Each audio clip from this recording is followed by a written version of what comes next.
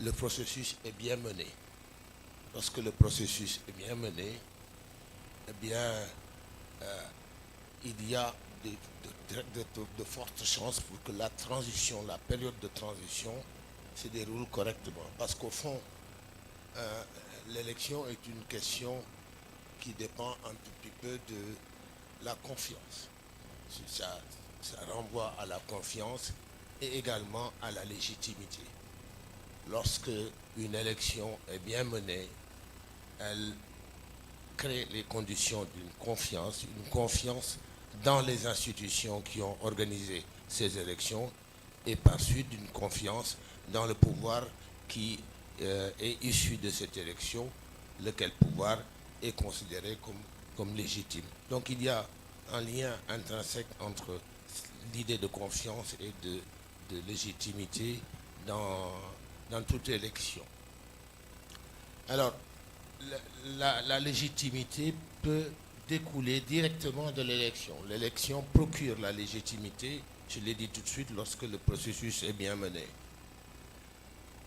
Mais cette légitimité, pour être maintenue durant la période de transition, parce que c'est la question que vous posez, c'est comment maintenir une période de transition stable, apaisée, eh bien, pour que cette légitimité soit maintenue durant la période de transition, il faut que les gouvernants, ceux qui sont au pouvoir, exercent le pouvoir euh, dans, évidemment, dans l'intérêt des populations, mais en respectant les engagements qu'ils ont pris lors des élections, durant les campagnes électorales. Il faut qu'ils soient en mesure de répondre aux préoccupations des populations.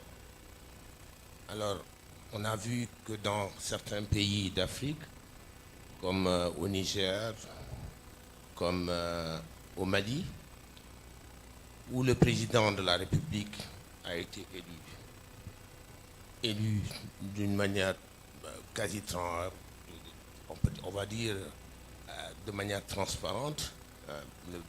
Le président Bazoum, il avait été élu. Le président Ibeka avait été élu. Et pourtant, ils ont été renversés par les populations. Tout simplement parce qu'ils ont perdu. Ils avaient donc, une fois élus, ils avaient la confiance, ils avaient la légitimité, mais ils ont perdu cette légitimité parce qu'ils n'ont pas été en mesure de gouverner dans le respect euh, de l'état de droit, mais également en répondant aux préoccupations des populations maliennes et nigériennes. Donc, cette période de transition dépend un peu de la manière dont les dirigeants du pays, de la manière dont ils répondent aux préoccupations des populations.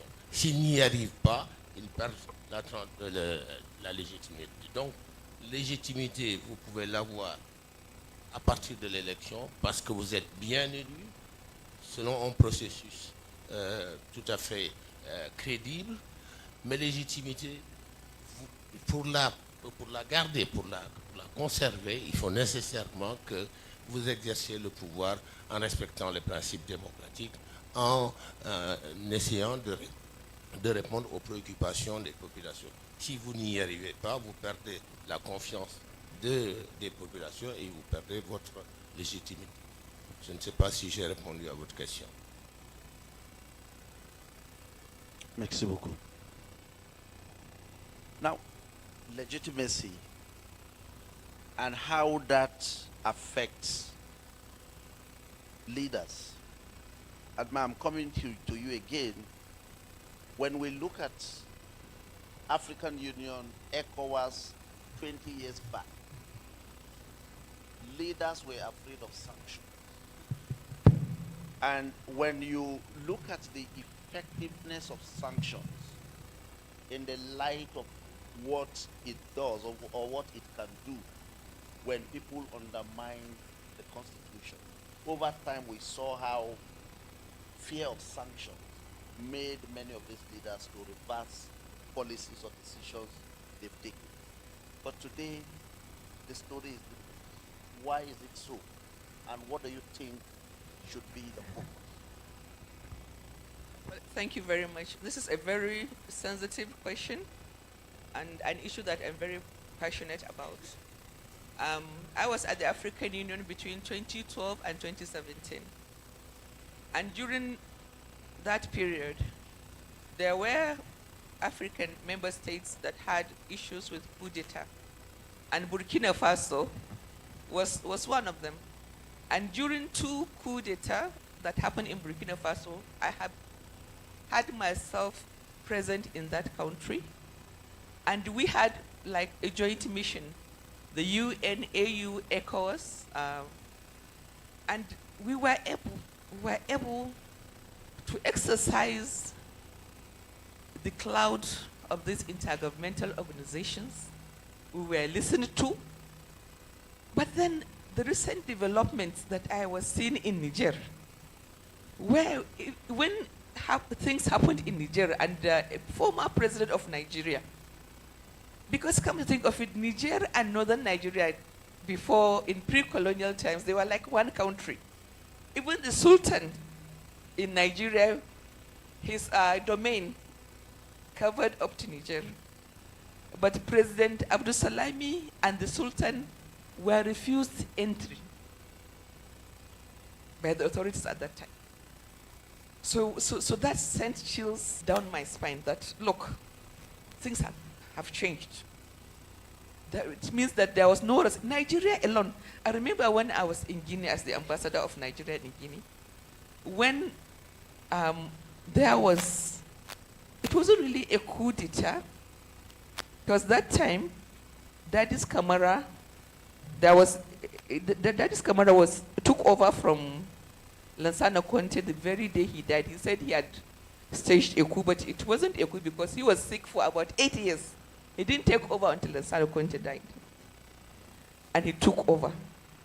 And I remember that time, Nigeria sent a former president, Ibrahim Babangida, immediately to Guinea as a special envoy of President Adua as the chair of ECOWAS at that time. In fact, that single visit, he came, he left me with the opposition to tell the Ghanaian people, political actors, that President Compaoré of Burkina Faso had been appointed the mediator in the Guinean crisis. I was saddled with that responsibility as an ambassador, extraordinary and plenipotentiary. So I sat with the political actors and delivered the message from Nigeria that, look, this thing had happened, but Nigeria as ECOWAS chair had appointed President Compaoré as the mediator. They were very uncomfortable with Compaoré as the mediator in crisis because they did not see him as a neutral actor. But they said it was because Nigeria, as the chair of ECOWAS, had appointed Compaoré as the mediator, they were able to listen to him. That was then. But the belligerence that has been exercised, I had seen former President Jonathan in Mali several times. He had gone there as a mediator, a very decent, dignified, respectable man, and an excellent listener. You cannot take that away from President Jonathan. But they had defied him. So really, the landscape has changed. And you see, when you misapply the rules, when you're applying the rules, we have the ACDEC, African Charter on Democracy, Elections, and Governance. And it's very clear, it's a very strong instrument.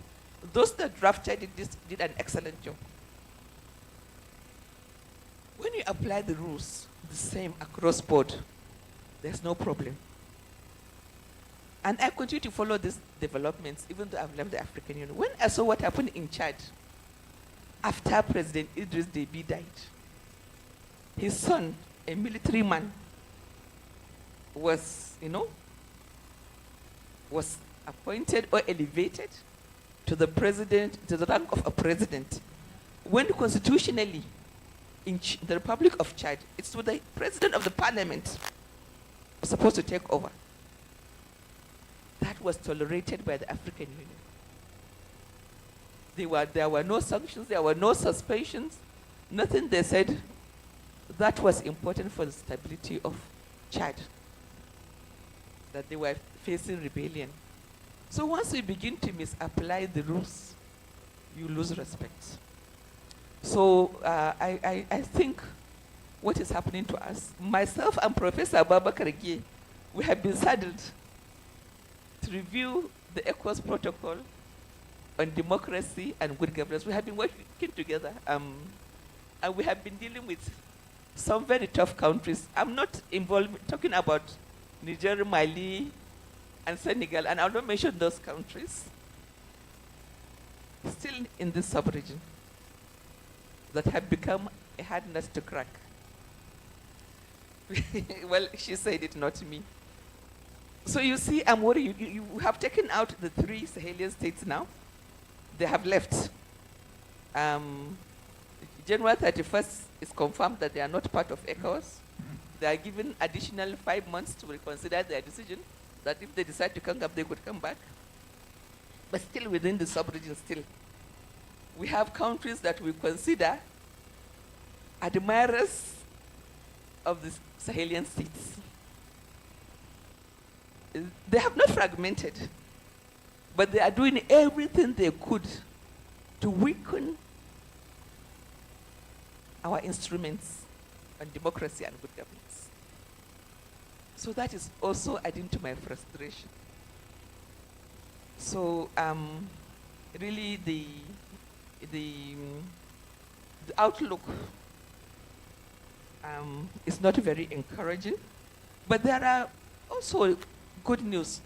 I follow what is happening in Liberia. I remember during the recent election in Liberia, one of the major issues was that those that committed atrocities during the civil war in Liberia were even coming out to contest as candidates. Because in the Republic of Liberia, through healing and reconciliation had not happened. I see that the current government has appointed a special commission to deal with war crimes and financial crimes. I'm very encouraged by that. I'm following developments in the Republic of Senegal, and I hope Professor Gay is listening very well. Senegal, like somebody said, anytime an opposition party wins, our perception as observers, analysts, is that, look, election went well. I think it's a perception that really carries water, but it's not always the case. There are ruling parties that are governing effectively and are being re-elected by the people. So Senegal is now settling into governance properly. And I hope the campaign promises made by President Faye will carry water. Even today, I just read something on some strikes by health workers. So these issues of governance come to fore because people have elected you. The expectations are very high. You have to hit the ground running. Otherwise, then what is happening in the Gambia may happen to you.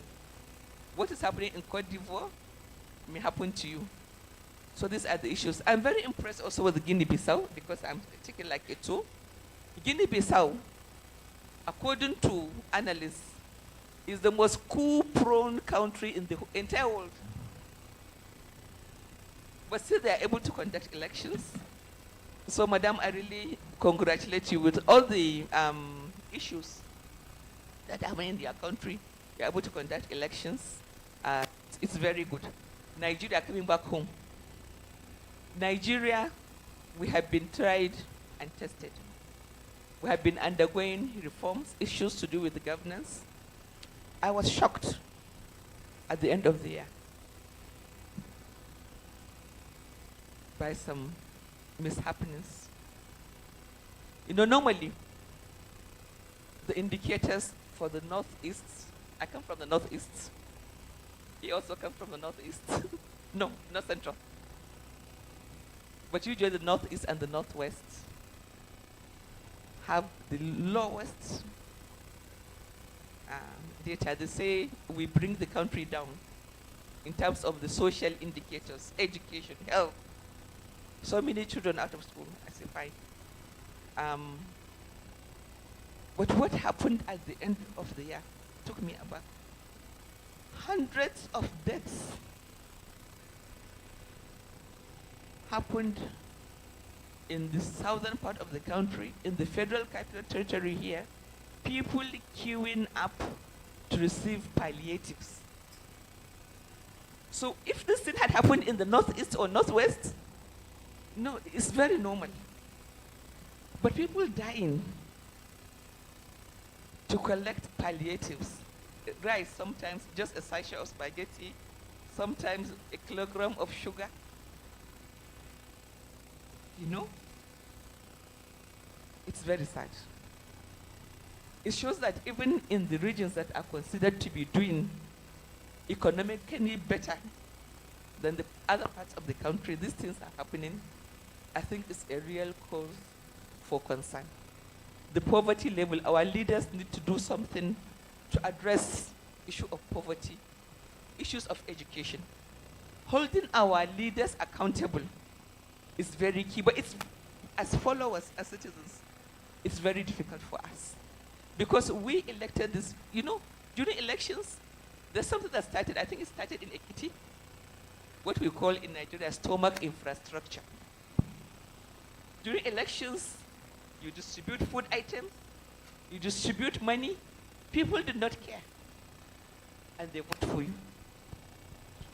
You get there, some of our elected reps, once they go to the National Assembly, they don't even go back to their constituencies anymore. They're done. After their tenure, they don't even go back. So we've done this to ourselves. How do we hold our leaders accountable? How do we hold them accountable? We elected them because they bought us. We are bought every election, Yaga Africa.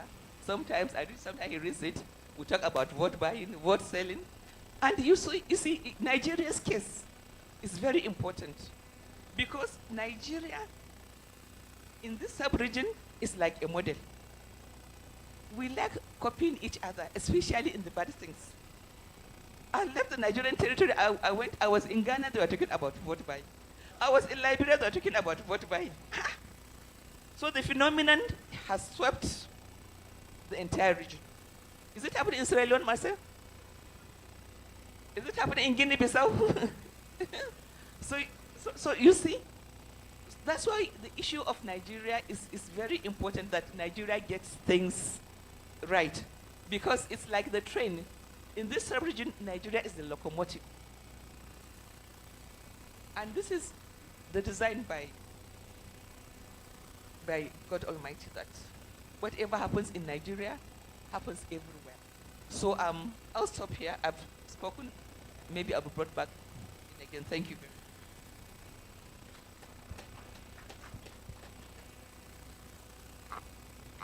much. Okay, thank you. Yeah, Mr. Nyang. The whole idea,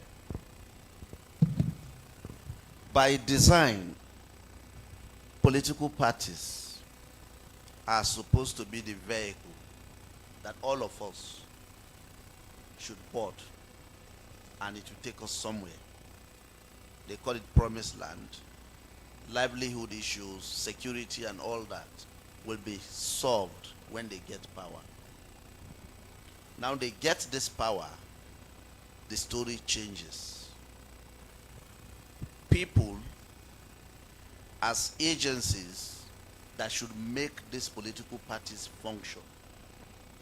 What role do you think people should play in getting political parties to do the right thing beyond just capturing power? And I'm raising this against the backdrop of the role that young men and women should play in this whole journey. Thank you for that thought-provoking question. Um, Governments should not be architected around political parties. Political parties come and go. The APRC government was in office for 22 years. Jammeh is no more there. The government still is existing. The problem was the political party and an individual captured the state, and the state was at his mercy, and that party led, and now we are seeing more of a repetition of what the APRC government is doing, although with the exception of some very good institutions like obviously the judiciary, the National Audit Office, and so. I think first the foundation is to strengthen our democratic institutions from the judiciary, the anti-corruption agencies, and parliament obviously is a little bit political sometimes, but more so as well the EMBs, right? All of these institutions must be strengthened, and the independence there must be seen to be and perceived to be independent. And if this continues, um, most countries, right, the ones that are prone to coup d'etat and the ones that are far right, we might in fact see the influence of ECOWAS going down, because if these things are happening, if elections are meant or they are already settled, and politicians are having an influence towards postponing this election, this election that are supposed to take place, and ECOWAS is also not seen, right? Coup d'etats are going to happen, and if coup d'etats happen, they might actually join this AES, and the AES influence will spread across the region. So I think the foundation is elections should happen when they are scheduled to take place, right? And that has to be very, very clear, because the legitimacy of all of these governments, they derive their legitimacy from the people through democratic elections. So an individual cannot prolong their stay in office, and it should be institutions that should prevent it from happening. If you try to do that, these democratic institutions should be the firewall between the politicians and them trying to use their office to prolong their stay in office.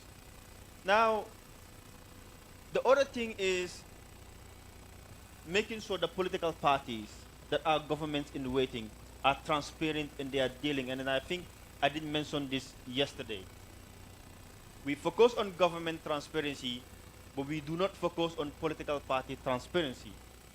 And in most of West African states, they abide by the ECOWAS protocol on democracy and good governance, or the ECOWAS protocol on anti-corruption, which requires campaign financing to be transparent. And I keep mentioning this campaign financing because we hardly make this nexus. And I will give you this case scenario. Let's just take the US for an example. We all know that Elon Musk is the wealthiest person in this world. But with wealth, without authority and power, you could do less. Finance the campaign of Donald Trump of about 340 million.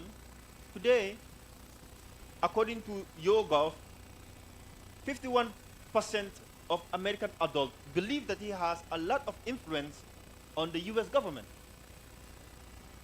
And with what is happening with this freeze, foreign aid freeze, when Donald Trump was questioned at the White House, he said this is something that Elon Musk wanted to do for a very long time. And mind you, when Donald Trump was in office in from 2016 to 2020, all of these US funding agencies were existing without any issues. So are we seeing now campaign donors influencing their decisions to governments that they have helped put in office? So I think this is it has already happened in Africa. It is happening in our different states. Businesses contributing to the campaign of political parties, and in return being awarded contracts that do not follow due process against the United Nations Convention against Corruption when it comes to procurement of public contracts, and so on. So political party transparency is something else that the EMBs and regulatory authorities must really work towards on, because I keep saying because and this is the reason why, right? Political parties always see return in investment in what they are putting in their campaign. If I spend 500 million, and I believe in Nigeria here there is a caveat that you cannot spend above when you're doing your campaign. But who can tell me here that most of these mainstream political parties will put out their statement, financial statement, to say we have, this is the total amount that we have received and this is the total amount that we have spent. I checked it a couple of weeks ago and I didn't see any on their website. And this is not also complying to the laws of this country. So I'm saying this because if we see lack of transparency from political parties, these political parties are the ones that transform to become a government. So those lack of transparency are going to continue. So this is the reason why I said our institutions must ensure that political parties are not above the law. Political parties work within the law. Their source of donations and contributions are transparent, are disclosed, and are audited as well. With these measures, when they come into office, they will know there is oversight. So we must make sure that oversight is exercised. Thank you very much. Thank you very much. The ECOWAS we want is one that should work for the good of every ECOWAS citizen. And that's why ECOWAS said we are moving from an ECOWAS of state to an ECOWAS of people. Unfortunately, the ECOWAS itself and the countries are under siege. And this whole concept of state capture, how do we rescue the state and ECOWAS from capture, particularly those who are investing because they want to reap or get what they call return from their investments in this politics?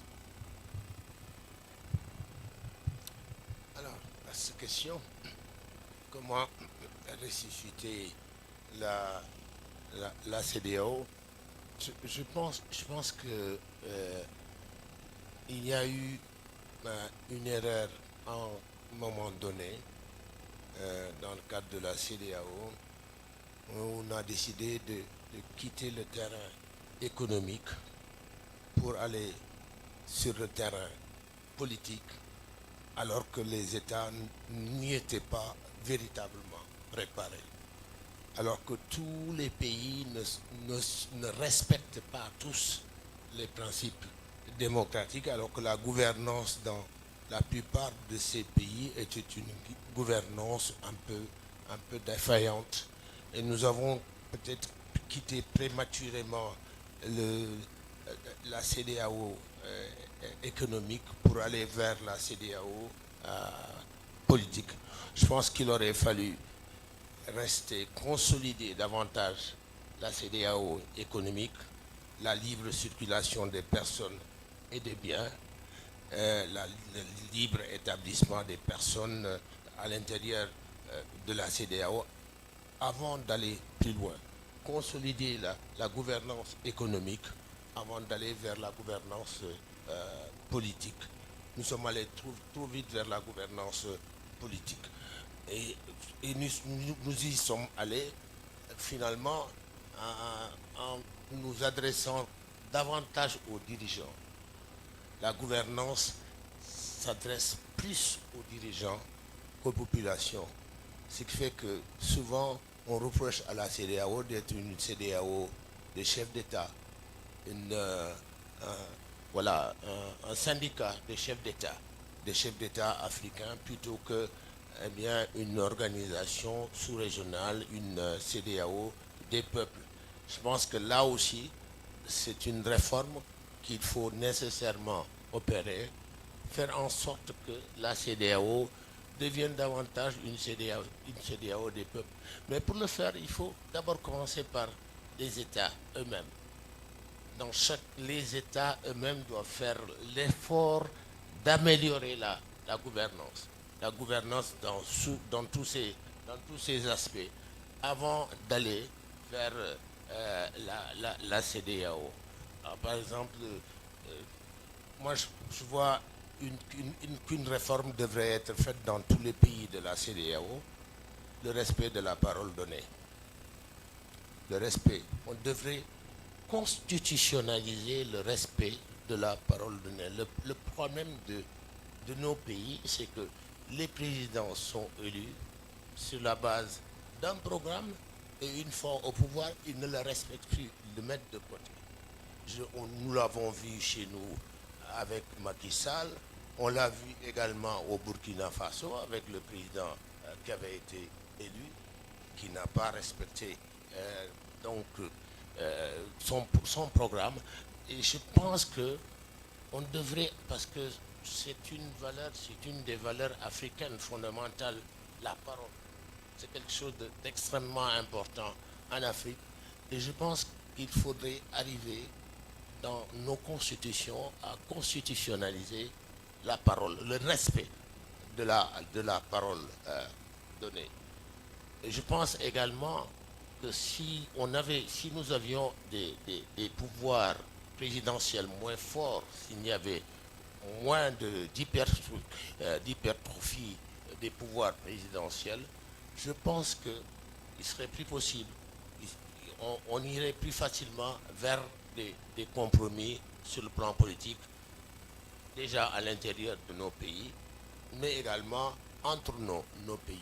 Je crois que nos organisations d'intégration comme la CEDEAO sont des organisations beaucoup trop interétatiques.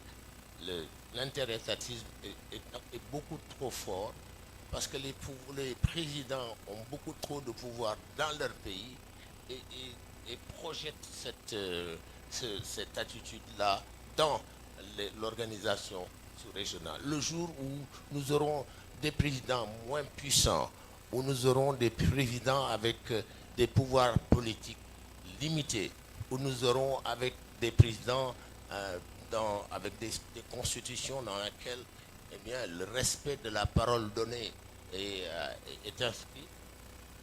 Je pense que si nous allons vers ça et si nous modifions davantage un peu l'orientation des organisations sous-régionales pour en faire plus des organisations tournées vers la satisfaction des populations, des organisations des peuples, alors nous pourrons, à mon avis, avoir des organisations sous-régionales viables. Merci beaucoup. So, I'll open the discussion now. Je voudrais peut-être dire une chose que je n'ai pas dite hier. Le fait d'avoir des institutions fortes a beaucoup contribué, en tout cas en ce qui concerne le Sénégal, a beaucoup contribué à la crédibilité de la dernière élection présidentielle. Et de ce point de vue, je voudrais saluer les deux décisions du Conseil constitutionnel. Le Conseil constitutionnel sénégalais a adopté deux décisions. Une première décision pour annuler le décret pris par le président Macky Sall, qui avait pris un décret pour reporter l'élection. Eh bien, le Conseil constitutionnel a annulé ce décret. Le Conseil constitutionnel a également annulé une loi constitutionnelle adoptée par l'Assemblée nationale. Cette loi constitutionnelle qui risquait de proroger le mandat du président de la République jusqu'au mois de décembre dernier. Eh bien, le Conseil constitutionnel a eu le courage d'annuler également cette cette loi constitutionnelle. Ben, je crois que ces deux décisions emblématiques, ces deux décisions ont été décisives dans la restauration de la confiance dans le processus électoral au Sénégal.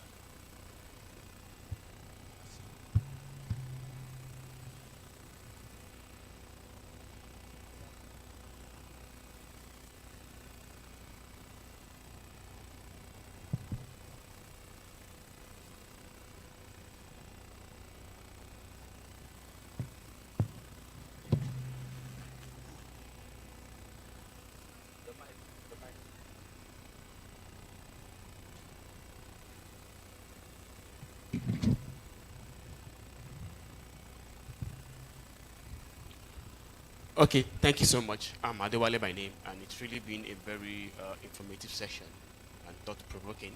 But my own concern, because I read the last section, I read what is, what it has to offer. But my own concern is on, with regards our election in Nigeria, is about the election reforms, and it borders on, the cost of, particularly by-elections in Nigeria. The cost of by-elections in Nigeria.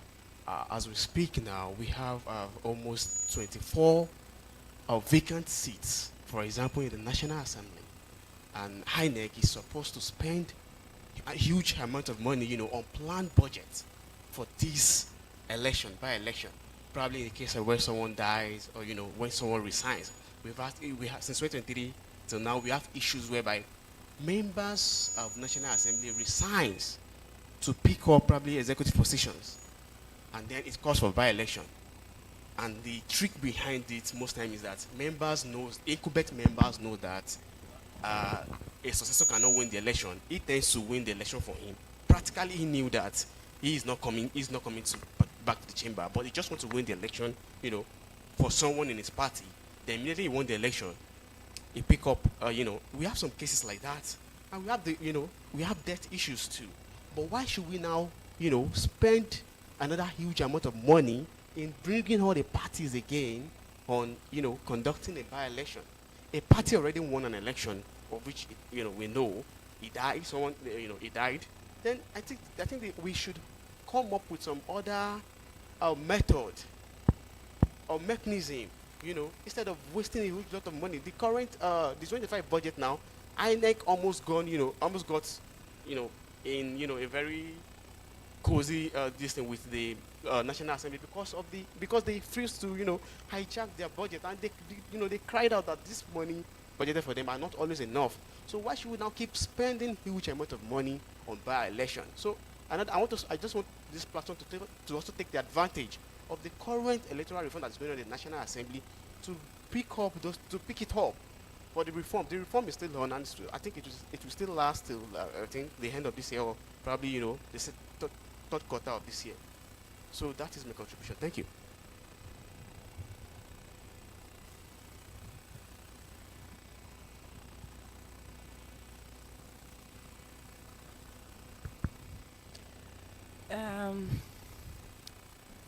Obrigada, senhora Saranua.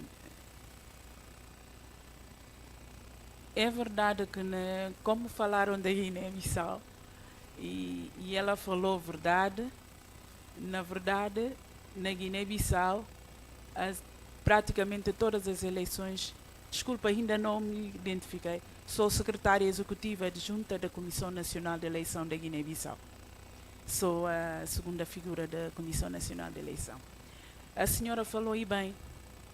Por quê? Porque na Guiné-Bissau praticamente todas as eleições correm bem. Sempre todos os observadores, assim como a própria sociedade civil, como o próprio povo da Guiné-Bissau, dizem que as eleições correm de uma forma livre, transparente e justas. É verdade. Mas o nosso grande problema na Guiné-Bissau é a nossa classe política, é a nossa elite política. As eleições correm bem e eu digo aqui que praticamente todos os partidos da oposição, exemplo de que em 2023 há um partido da oposição que perdeu a eleição, mas não contestou. há um único partido que gosta de contestar a eleição na Guiné-Bissau. E quando ele perde, as eleições não correm bem. Quando ele ganha, a eleição correu bem e a CNE é excelente. Esse é muito triste. A senhora falou e tocou na ferida mesmo. Por quê? Porque a nossa elite política tem que começar a pensar o país. Tem que começar a pensar a Guiné-Bissau. A Guiné-Bissau é um país de 36.125 km². É um país pequeno, é um país muito próspero, porque tem terras, tem tudo para prosperar. Mas eu, do meu ponto de vista, a elite política não ajuda na Guiné-Bissau. E esse tema que está a ser debatido aqui, graças a Deus, eu dou muito obrigado à IH África de eu estar aqui para ouvir essas intervenções e saber qual é o grande problema da costa ocidental da África. E a senhora disse bem, a Nigéria, para nós, na costa ocidental da África, é como um pai. E um pai tem que ter um comportamento bom que o filho pode copiar. Por isso, é fundamental a classe política, a CEDEAO, começar a pensar, como disse, CEDEAO dos povos, ou CEDEAO das instituições, ou CEDEAO... Não, a CEDEAO tem que começar a pensar nos países que façam parte da costa ocidental da África. Pensar nos países, nas instituições e nos povos. A outra coisa que o senhor, já não me lembro do nome, disse, para ver como a nossa classe política, a nossa elite política não nos ajuda na Guiné-Bissau. O mandato do nosso presidente vai terminar amanhã. Mas há duas coisas aqui que nós devemos ter em conta. Há o término do mandato e há o término de função do Estado. Entretanto, para considerar, por exemplo, a partir de amanhã o presidente não está em Bissau, pode ser considerado um rebelde? Não, do meu ponto de vista. Porque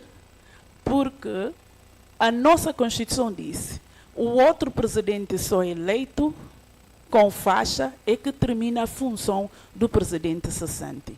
Entretanto, eu fico contente para as pessoas estarem a interessar muito da Guiné-Bissau. Eu pensei que as pessoas não pensavam em nós. Estou muito contente. E o tema debatido, eu vou levar muitos ensinamentos daqui. Obrigada.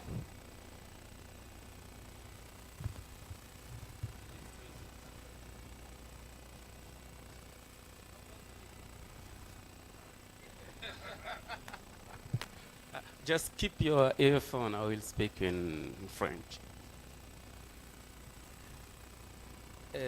Je voudrais commencer par, je dirais pas rectifier ou corriger, mais commenter des propos de M. Gay. C'est vrai que le président qui a été victime de coup d'État au Burkina Faso, je suis pas son défenseur, hein, mais bon, je suis un défenseur de l'État de droit, de la démocratie. Au Burkina, il n'y avait pas un réel problème de démocratie ou un réel problème issu des élections. On n'a pas eu peut-être le président le plus idéal possible, le plus courageux possible, mais tout se passait plus ou moins bien avant que le terrorisme ne s'installe. Donc des attaques, des morts par cascade. Et donc, le président, on ne lui a pas fait un coup d'État parce qu'il dirigeait, enfin, il faisait de la mauvaise gouvernance, de la corruption, ou il était mal élu. On lui a fait un coup d'État simplement parce qu'il n'arrivait pas à résoudre la situation. Mais cela, il faut relativiser. Parce qu'il est là, il est au pays, il vit tranquillement. Ni le premier putschiste, ni le second putschiste ne l'a inquiété. Il voyage comme il veut. On lui a fait un coup d'État, mais les militaires aujourd'hui ne font pas mieux. La situation d'ailleurs est pire sur le plan économique, sur le plan sécuritaire, sur le plan des relations diplomatiques avec les voisins. Donc on ne peut pas mettre en cause la qualité de la démocratie pour Enfin, je sais que vous n'êtes pas en train de justifier les coups d'État. Mais par ailleurs, j'ai dit que la situation économique, la situation sécuritaire, etc., se dégrade.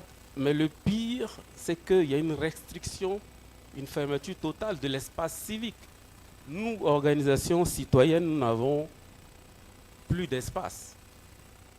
Et c'est ça le gros danger. Je viens à ce genre d'assemblée, je peux parler librement, on peut aborder ce type de thématique, mais c'est impossible au pays. Je vais donc aller vite parce que mon dernier point, ça serait donc d'inviter les organisations citoyennes ici présentes, à commencer par Yaga, Wademos, même si nous ne sommes plus partie de la CEDEAO, je sais que la CEDEAO est co-organisatrice de ce sommet, donc que les organisations de part et d'autre de cette nouvelle frontière virtuelle continuent à travailler ensemble. Je pense que ça aussi, ça peut... Parce qu'il n'y a aucune garantie, je dirais, il n'y a aucun espoir du tout que les pays reviennent avant le délai fixé de 6 mois. Voilà. Merci beaucoup.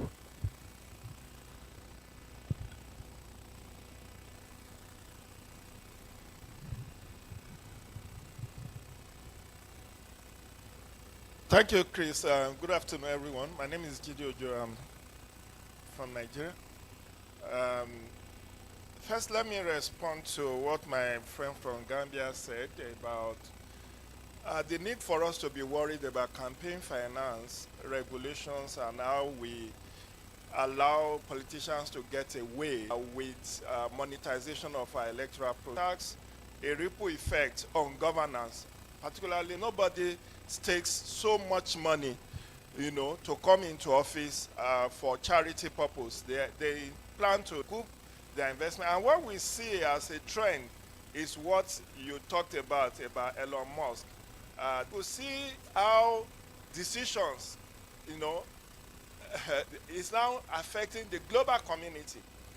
And you could see how they also try to influence the election in Germany. The class. Sometimes we blame the victims, electoral management, but the deceit and subterfuge.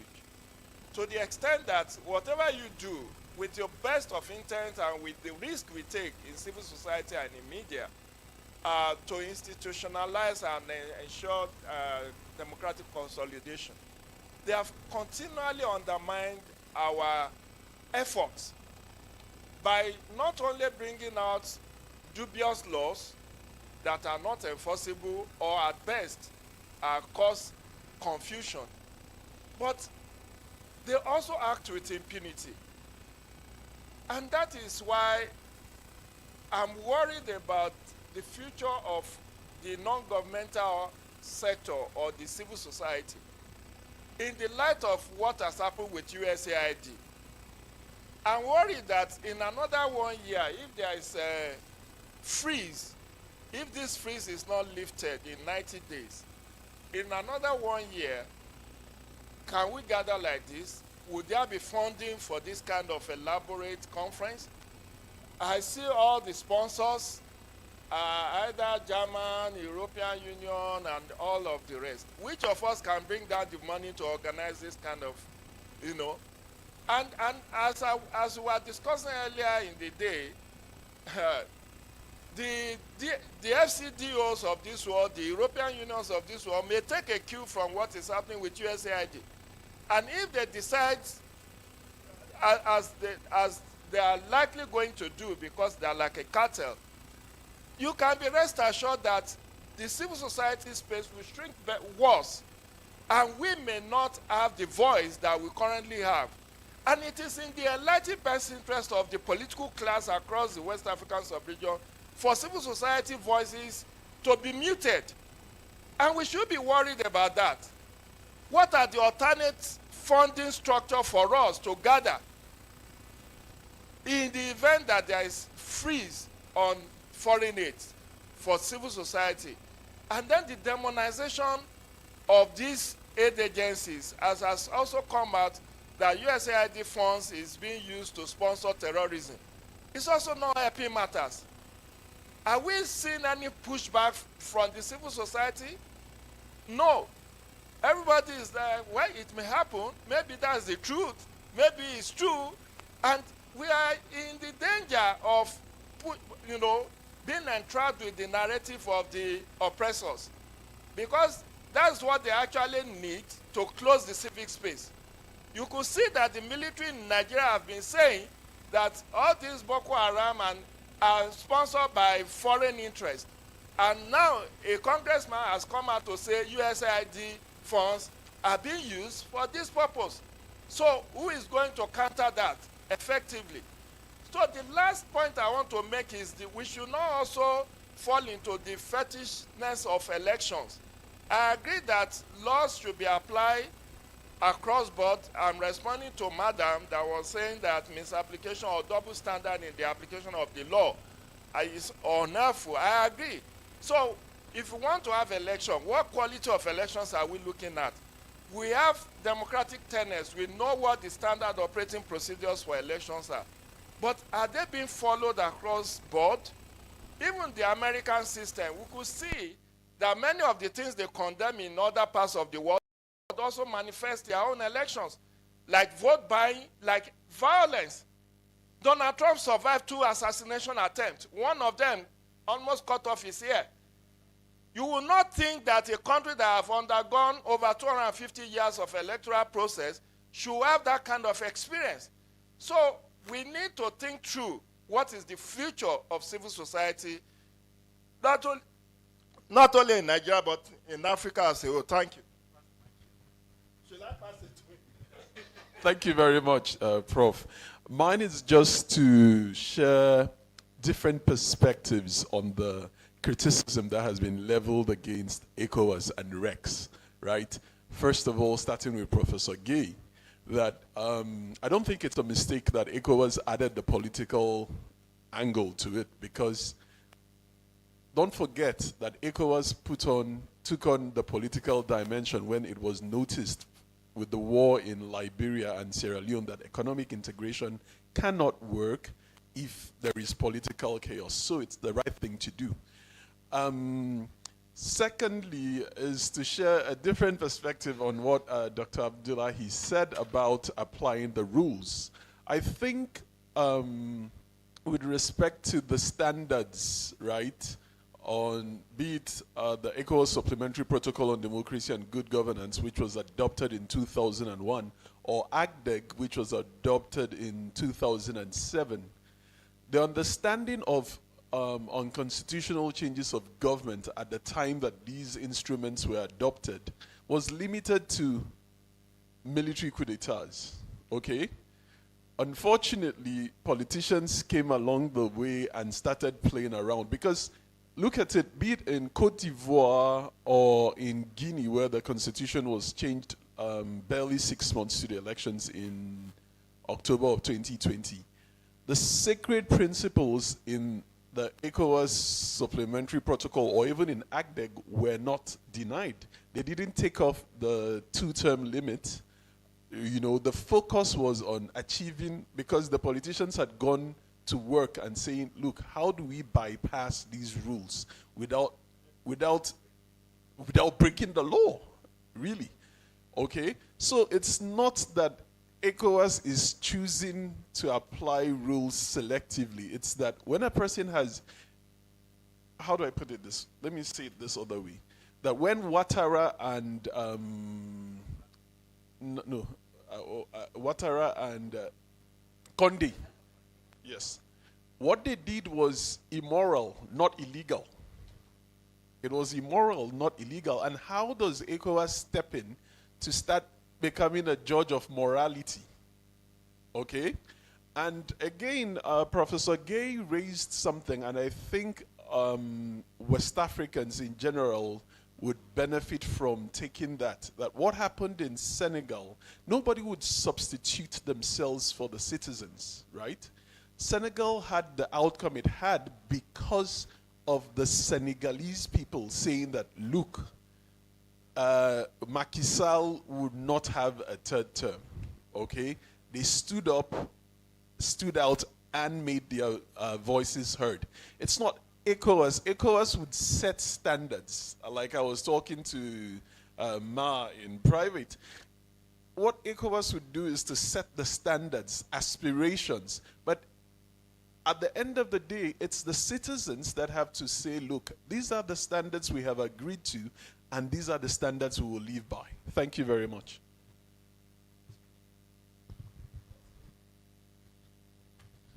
How many more? I will take one or two. One or two more. You go to court. Okay, quick one is that my name is Austin Agbe. I mean, just flowing from what Chinedu said, maybe it's also begin to, as civil society in the region, we know that ECOWAS back-end diplomacy isn't really working. At some point, we may have to begin to speak for ECOWAS, because literally there is a lot ECOWAS does that the citizens don't know. And that is why you see that the misinformation that is feeding on citizens in the region is impacting on ECOWAS. So if you go to most of the Sahel states and you ask about, even in Nigeria, you ask about ECOWAS, what is ECOWAS doing? And they're going to tell you, ECOWAS, they know they do anything. Whereas it does a lot. But just also put on note that as we leave this conference, there's a need for this conference to atomize very strongly beyond all constitutional change of government from military to elected officials, maybe constitutional change of government, which is a coup. So while you talk about military coup, there's also need for us to talk about civilian coup. In fact, in Togo and in elsewhere, Togo, of course, Burkina and elsewhere, former President Jonathan has always said it, that his friend in Guinea, he told him, don't change the constitution, it has impact. And the moment he did it, there was impact. So some of those things we need to bring to the fore. And I think it's important to nip on the board that there's a very strong correlation between democratic recession and governance decline, backsliding governance. Countries where elections are manipulated has impact on the governance. And we cannot, Mali is a very clear case of a Baker's election in 2018. And all of there's a lot of evidence to show. Just because of time. Thank you very much.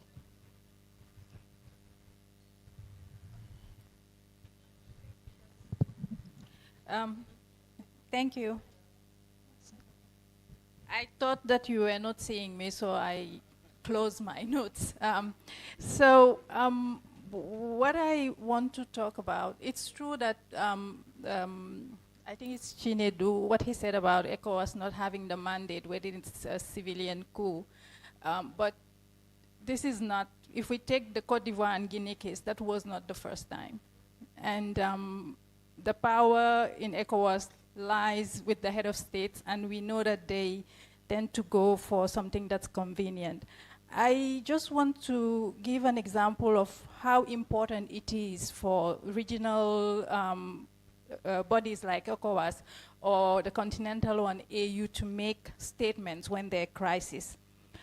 Because when people are desperate, they need to see and hear and know that actually those who are supposed to have their backs, you know, hear them and see them. In 2014 in Dakar, the AGA, African Governance Architect, was organizing the DG Trends, and Dr. Abdullahi was there. I think that was one of the fastest AU statement we've ever had, if not the only one so far. And it was the situation in Burkina Faso. It was a gathering with young people. And the fact that a commissioner from the AU made that statement meant a lot for people in Burkina, for the region. So it's important. So, and I want just to recall that former AU chairperson, Dr. Konare, did say supposedly that he was not in favor of having former ministers or others being AU chairpersons, because the chairperson needs leverage, and only a former head of state can have that when interacting with the presidents. So we see that since the change from Konare to Ping and then the successive one, African Union has been, at least for us people outside, dormant in a way, especially when it comes to political crisis and when it comes to military crisis. I want to emphasize, I'm Aisha Dabo from Africtivists, which is an organization that focuses on participatory democracy and is an organization focused on young people. I want to talk about intergenerational dialogue and collaboration. I give the example of Dr. Abdullahi, but I also want to give the example of Professor Gay. These are people who, you know, are always available and very humble with their knowledge, their time, and they do share that. And that's very important because knowledge management in institutions cannot document everything. You need these people to share so that we can, you know, have a strong foundation to move forward. And that's very important. And I'm happy that Yaga has young people in the room. I've seen them since yesterday. So that's very important. I just want to emphasize again, the little statements that ECOWAS makes or the AU makes has an impact on the ground.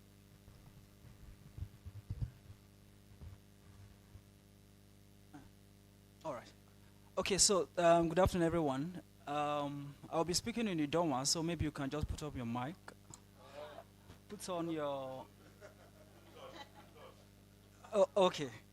So let me use this opportunity to commend Yaga Africa for this very important and it's been quite insightful conversation. My question will just go directly to my brother from Gambia. I find your submission on political party financing very thought-provoking, and I'm wondering if you may want to share one of you two, you know, experiencing around your engagement with your own political party, you know, in a way to promote credible electoral process. And I'm saying this because from the background of what, in our own case, from what Barrister Festus Okoye have mentioned earlier, talking about how the business of political parties in our own climb here is almost like it's an exclusive matter. It's something that you don't interfere, you don't question what they do and all of that. So how do your own work? Is there something we may want to learn from you in order to begin to engage with our own political party to better our electoral process? Thank you very much.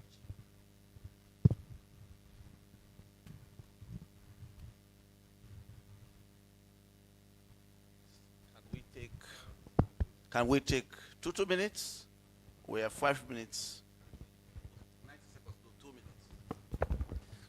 Alors, je ne sais pas s'il est là. Oui, je voudrais répondre à l'interpellation de tout à l'heure de notre ami du Burkina Faso. Mais nous disons la même chose, hein. J'ai simplement dit que le gouvernement régulièrement élu au Burkina Faso a été renversé parce qu'il n'a pas été capable de répondre aux préoccupations des populations, veiller à faire en sorte que le terrorisme soit circonscrit dans des limites strictes. Ça fait partie des préoccupations des populations de Burkina Faso. Ben, ils n'ont pas réussi cela, et bien ils ont été remplacés par les militaires. Vous remarquerez que les coups d'État sont souvent populaires au départ. Souvent, la cause est une cause noble. On fait un coup d'État parce qu'il y a une défaillance dans la gouvernance, mais après, malheureusement, on fait la même chose que le pouvoir qui était en place. Alors, tout à l'heure, je crois que vous avez parlé je dis que la CEDEAO aurait dû d'abord continuer à renforcer le volet économique, mais ensuite préparer le volet politique. Mais j'ai l'impression que les choses ont été précipitées, c'est vrai, par les événements de 1991, hein, les guerres civiles en Sierra Leone et au Libéria. C'est vrai, mais je ne pense pas que ce soit suffisant pour précipiter les choses. Je crois qu'il aurait fallu préparer cette CEDEAO des peuples en réformant la CEDEAO avant d'aller vers les aspects politiques. Alors, je ne sais pas si j'ai répondu si j'ai été interpellé tout à l'heure par quelqu'un d'autre. Je ne sais pas trop. Merci. Okay. Thank you very much. the issue of foreign aid and the future of CSOs in the region is with what is happening in the US. I think even the UK decided yesterday to do a cut in foreign aid in order to strengthen their defense. And we can foresee that these things are happening. And I like Professor Aduba. He said, look, we keep insulting these people and we are enjoying their money. So I really don't have any response for this, but it's an issue for concern. Even this meeting, I wasn't sure it was holding because I thought it was coming from USAID funds until my team reminded me that it's not USAID, it's a different source of funding. So really, this is an eye-opener for all of us to begin to look for ways to sustain ourselves because it's drying up. There's no better way to put it. Now, on the, I think, thanks for all the kind words I received from the floor and the recognition since yesterday also from President Jonathan. I really appreciate it. I had served at the African Union. I'm back home. And what really motivated me to come back home, there was a time I was part of a high-level panel, and we toured Europe, led by a former president on the continent. And among us was an American. And he said to me, Aisha, what are your plans after the African Union? I said, look, I wasn't sure of what I was doing. I loved books. I was just thinking of probably deepening my knowledge on other things. And he said, look, please go back home, Aisha. He knew Nigeria very well. He had lived in Lagos. Raymond is his name, and he knew the Northeast very well. He said, you are needed home. So when I came back to Nigeria, home here in Abuja, I decided to go back home. And as I was telling Barrister Festus Okoye, I'm living with genuine people. It can be a bit stressful, but I think as political, as elites, we should look for ways of bridging this gap, the suspicion and the lack of recognition of what is happening at the very lowest level of governance is shocking. If you live in the capital cities, you lose it. The suffering in many parts of the continent, especially the remote areas, is really enormous. But of course, you're also exposing yourself too much. Like sometimes I begin to receive visitors from 6:30 a.m. after they finish their Fajr prayer. So it can be stressful. But I think we should look for ways of really linking up with the grassroots. Well, I will not be fair to myself if I round up without saying a word about young people. Africa is a continent of young people. Over 65% of the 1.3 billion people on the continent are below the age of 35. And anytime I interact with them. I've been part of YAGA since 2018. I work with them closely, and they give me hope. I also tap from their energy. When I'm amongst them, I feel young, like them. So there's hope. There's hope for Africa. There's hope for the continent, looking at what the young people are doing. Also, about women, I don't think we can succeed on the continent when we neglect over 50% of the population. Women, I don't think we are trying to take over from men. We want to do it with the men side by side. And there are issues that we understand better. We are the mothers. We look after the home. We raise the children. You need to recognize women. And I'm talking about representation. Elsewhere, Senegal is doing very well. Senegal, maybe about 50%. Even Sierra Leone told us about 33%. Here in Nigeria, we are just like 3.54% as the locomotive of the sub-region. So reforms are going on in the National Assembly. They have been kicked out in the 9th Assembly. We hope this 10th Assembly would listen to women, because if they don't provide quotas for us, it's very difficult. Talking about campaign financing, politics here is very expensive. Women really would not have the money to do it on their own. Not that we are all poor, but I think you should try and tolerate us more in that space. Now, talking about the security in forces, I was taken aback recently in Edo.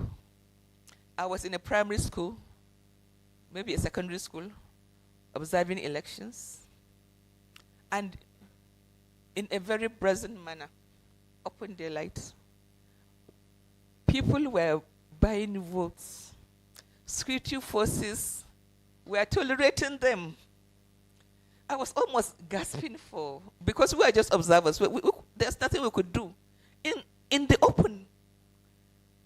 And this vote buying thing is not just done by a party. Almost all the parties are embarking on it, and it's tolerated. And the security forces were also complicit. So we have a problem, really. Whether we can sanitize our elections and make sure that things go well is a big question. But I believe that the civil society, once we continue to raise our voices, we made a lot of noise after Edo, and other civil society actors also raised it along with us. But these things must be called to order. But also the capacity to deliver. Okay, I'm rounding up Professor Chris, because he mentioned the issue of Mali. Professor Gay mentioned the issue of Mali. That sometimes governance deficits lead to this coup d'etat usages. It's true.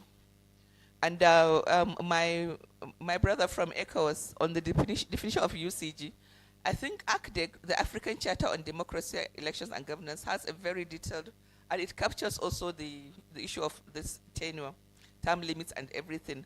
It is the ECOWAS protocol that we are reviewing now that needs to capture it better, and I think we've tried to ensure that the text has been modified, but I think the ECOWAS is busy now trying to handle this renegade states, and finally we'll sit back and strengthen our own instruments. Yeah, thank you very much. Yeah.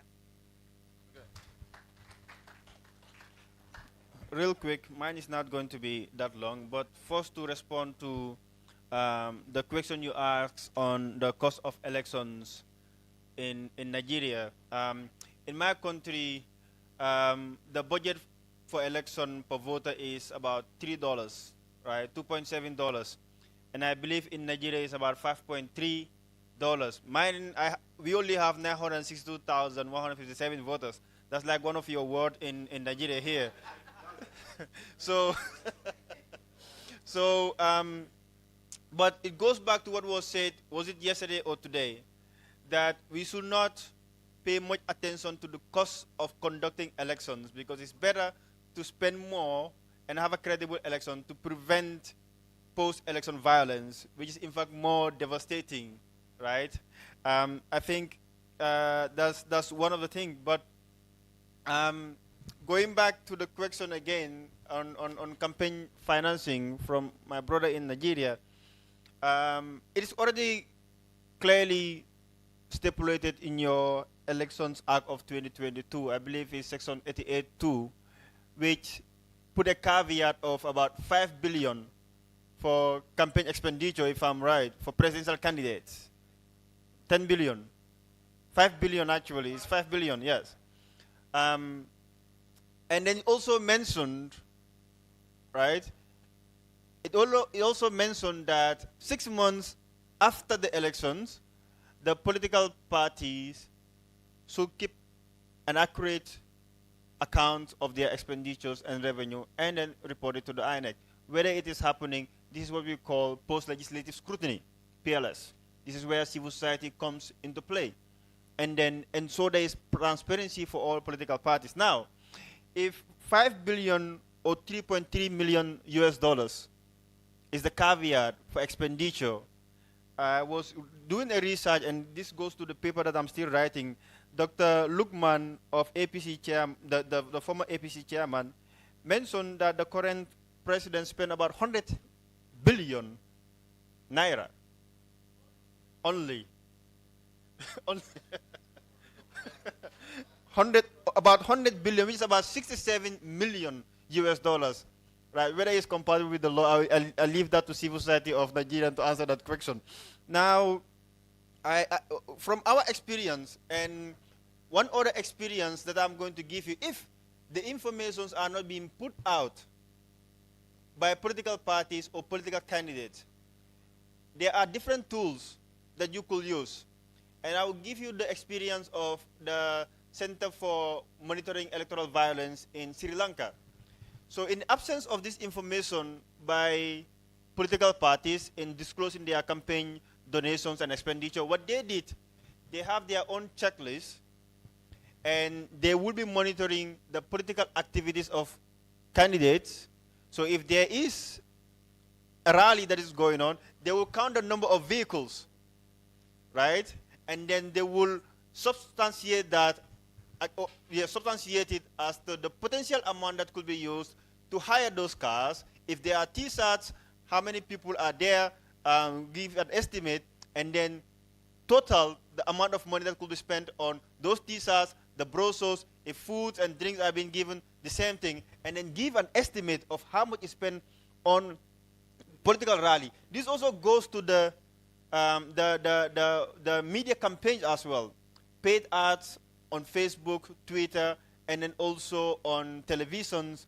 They also take a note of it through their trained media monitors, and they will also report on that. So I think civil society organizations in West Africa, because I'm not sure any political party in our region do publish their campaign expenditures. What I have seen is in Kenya, right, the Orange Movement Party and then the leading party, they publish theirs, but it's just one page.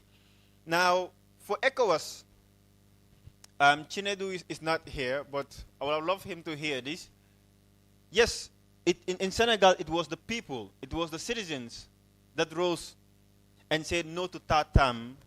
It was the citizens that rose to autocratic tendency, but it cost lives. It cost a lot of lives. And we don't want to get there in a situation where we're going to go out and then say no to Tatam, or election must be conducted in Guinea-Bissau by the 27th, which is tomorrow, and then have people die. We don't want that. As Isa said, the statements that ECOWAS and AU make have a weight, right? Because for us, civil society, when we go out, we risk going out without expecting that we're going to go back home. In last year, when there was a massive corruption in my country around the ferry services, I was going out. I was called that we organized the protest. I was told that the police are already there. I knew I was not going to go back home. I went out, but I got arrested. But how many people are going to come out and risk that? We don't want that to happen. We want, when elections are scheduled, let them take place. And I think for civil society to wrap up, Guinea-Bissau needs us right now. We're calling on ECOWAS, but civil society within the bloc must stand up and then talk about what is happening in Guinea-Bissau. If not, we will see this spillover effect. Nigeria might be good with democracy today, but once 3 is already out of the 15 ECOWAS member states, if we have them subtracting, we might not see democracy surviving in West Africa. That is the trend that we are seeing right now, and we don't want to get there. We have to put the preventive measures to not get there. Thank you very much.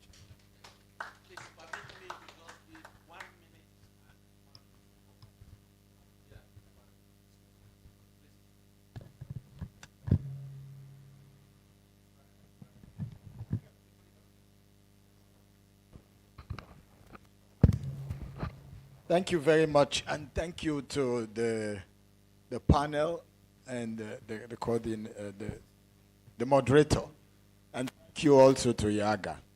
I think I just wanted to add, and I think this, maybe most speakers have mentioned this, but I think 2025 and beyond would be the greatest threat that democracy is going to have in Africa. And I know the way people deflect of whatever is happening in the United States. But that is a precursor of what is coming here. And it could also embolden our leaders who are not otherwise don't want to comply to some of what we call democratic tendencies. And so there is a threat. And I'm happy that someone raised the question about what if all this funding is not around? What are we going to do as Africans?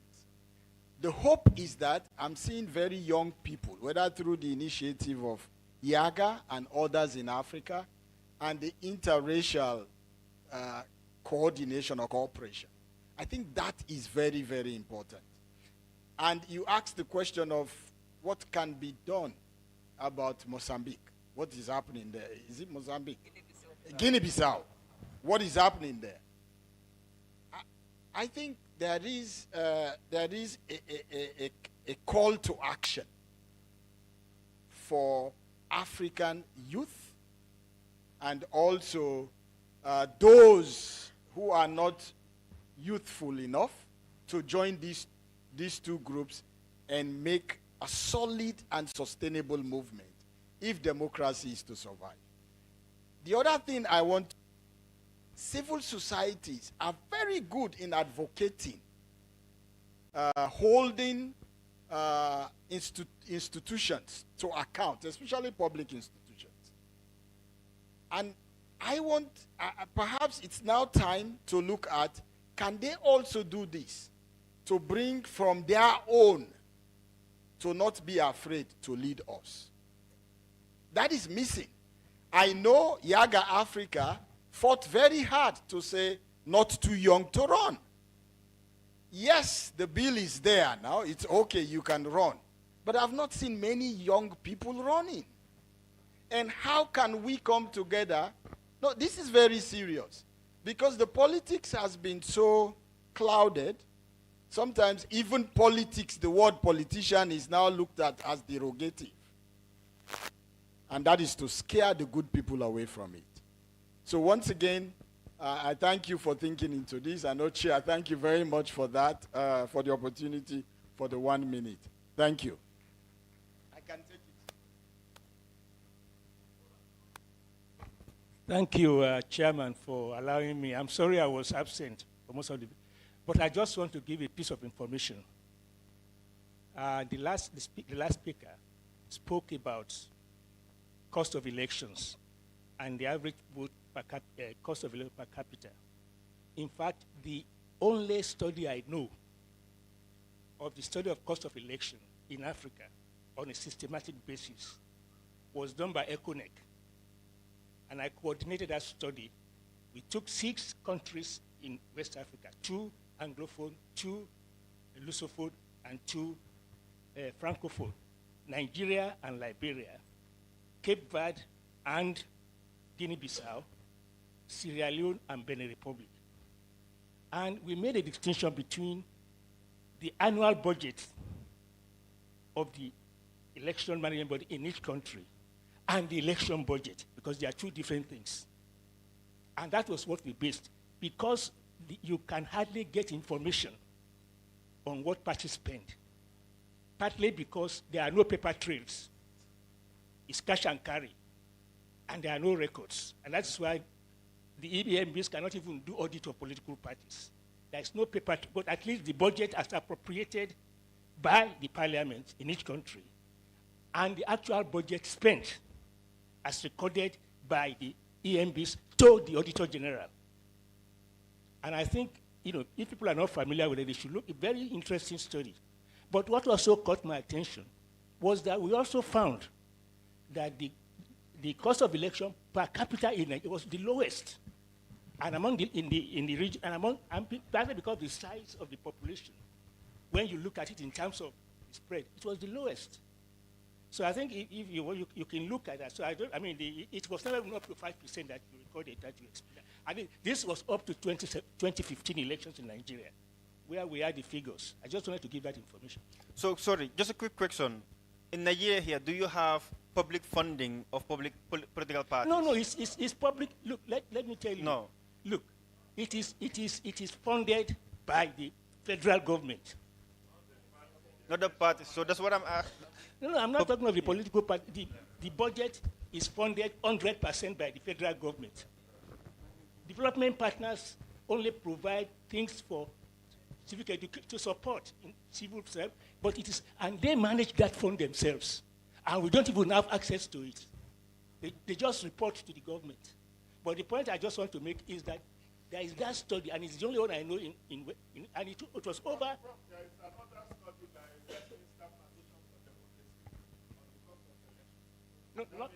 No, not systematic in terms of cross comparative. Not comparative. I know of that one. They did.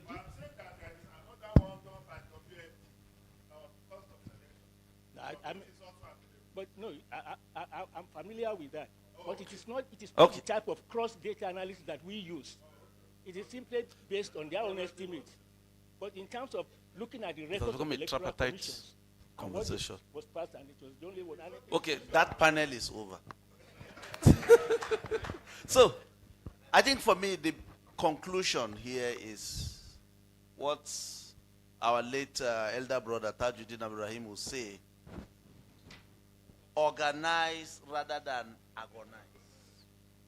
And if this conversation is one that places us at that very vantage position to organize on the basis of these issues that we've raised, I think we are getting somewhere. And on that note, I want to thank each and every one of you for the contribution and the very insightful discussion. Thank you. Thank you very much. Thank you. Sorry, before you leave, because we are bringing this to a close. First, let me apologize that we have delayed your lunch, but we'll be out of here. But I just wanted to take a few moments just to highlight some of the things that we're taking from here as we try to close this conversation. And as we bring this thought-provoking reflection conference to a close, let me start by expressing our deepest appreciation to everyone that's contributed to this discussion, beginning with our colleagues from the electoral commissions in Guinea-Bissau, in Liberia, Sierra Leone, Nigeria, I'm leaving one country, and Senegal. We really appreciate you. Thank you very much. But to also thank the other speakers, because there cannot be a conference without speakers, and your ability to articulate some of the issues that we have highlighted as part of the discussions in this conference is remarkable. But speakers cannot talk to themselves. They have to be participants. And so for all of you, for your engagement in these discussions, we really and greatly appreciate you. And we thank you for your unwavering commitment to pushing some of the discussions forward. Over the last 48 hours, we've examined elections that held in 2023 and in 2024.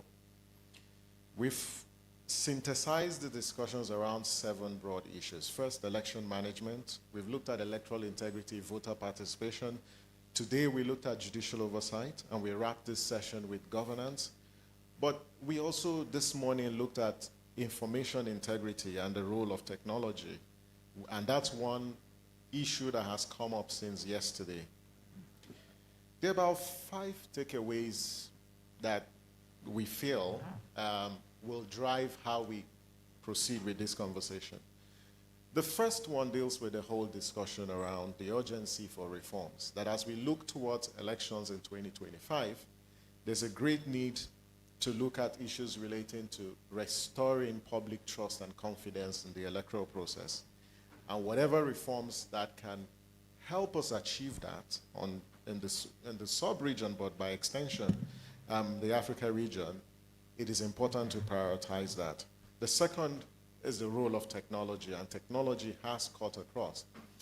And we're given a challenge yesterday. There's a great need to have a multi-stakeholder engagement around the issue relating to technology, and that has also come up around information integrity and bringing the technocrats, the governors, those involved in governance, but also civil society into one room to have a discussion about some of the lessons that we are taking away in the intersection between technology and elections. But more importantly, how we balance issues relating to innovation, accessibility, and trust. But also underlying that is this geopolitics that also shapes technology. But in addition to that is also the paradox of electoral technologies, that whilst we are consumers of these technologies, the countries that produce these technologies don't actually use them for their own elections. Why are we the consumers of the technologies that they deploy?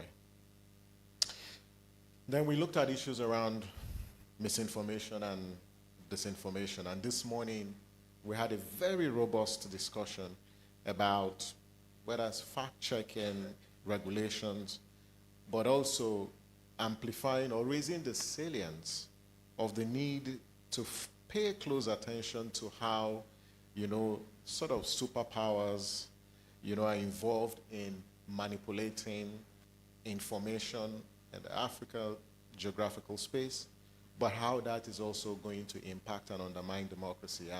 And there's a great need for a pushback. And that's one of the things we're taking from here. But how we push back matters. And I think the last session talked about the role that the AU and ECOWAS can play in this regard. We're also taking the discussion around judicial oversight and electoral accountability, and that we need transparent, efficient and impartial judiciary to uphold post-election stability, but that the judiciary continues to play roles, some say negative roles, but as a student of elections and election law, judicial review is a cardinal principle of democracy, but we need to rethink how we exploit that in our electoral process so that the final vote is determined by voters and not unelected judges. The law also looked at the issue about, though elections are a means to an end, that they are not an end in itself, that there's a great need to transition from electoral victories to accountable governance, and this must be a top priority for us. And moving forward, there's a great need to look at how we strengthen political accountability and citizens' engagement beyond the election day.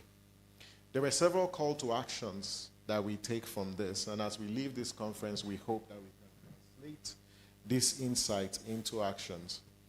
Both governments, election management bodies, civil society, media, practitioners, including our international partners.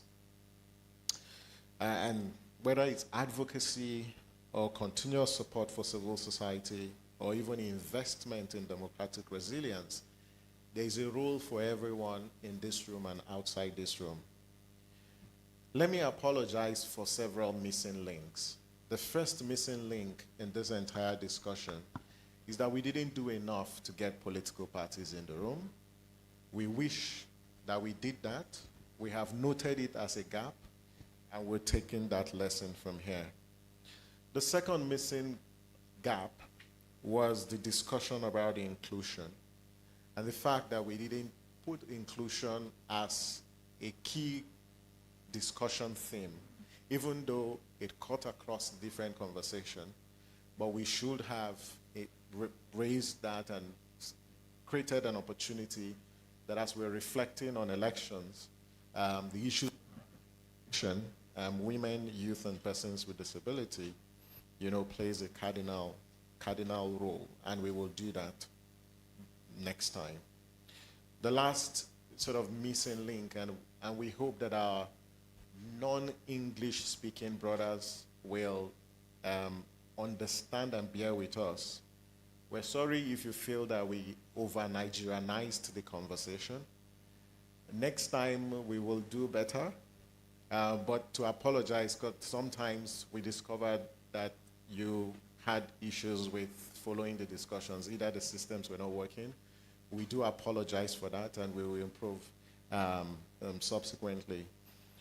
But I don't know if our colleagues from GIZ have any sort of closing thoughts or contributions. But let me say we thank GIZ for the support to hosting this conference, and thank all those who have helped us shape this. Where do we move from here?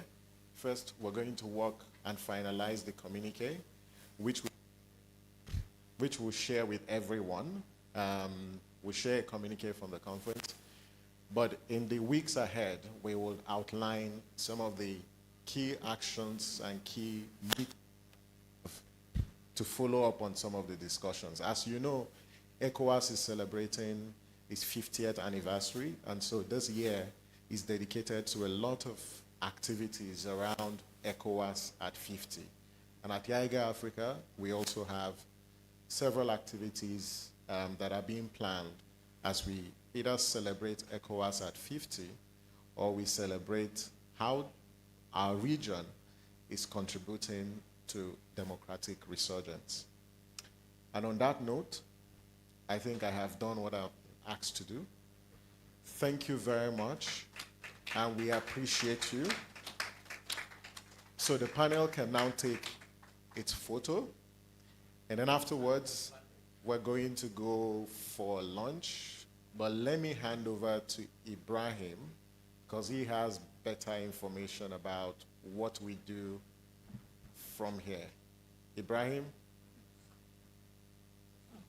But let me, while we're waiting for Ibrahim, to actually ask that we thank, okay, let the panel take the group photo.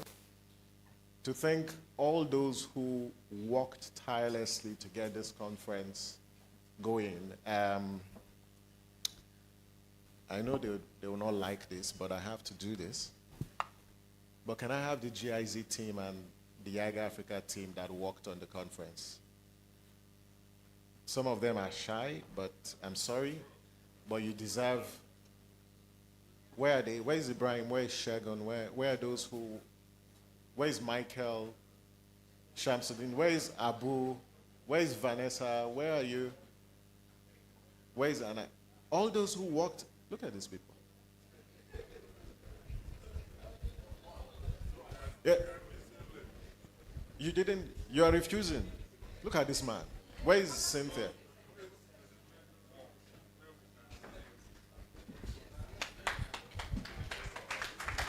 Oh, okay. Yeah. Okay, Shegun is not here. So this is GIZ and YIGA Africa team who worked on this conference. So I'd really want to say thank you to this team who worked tirelessly. Thank you very much. Thank you. You can take a bow now. So for those of you who are traveling, we wish you safe travels and see you next time. Ibrahim. Yes, so after lunch, for people who are traveling to, there will be airport pickup at least 2 hours before your flight. You can contact my colleague Shegun or me or the drivers that brought you to take you.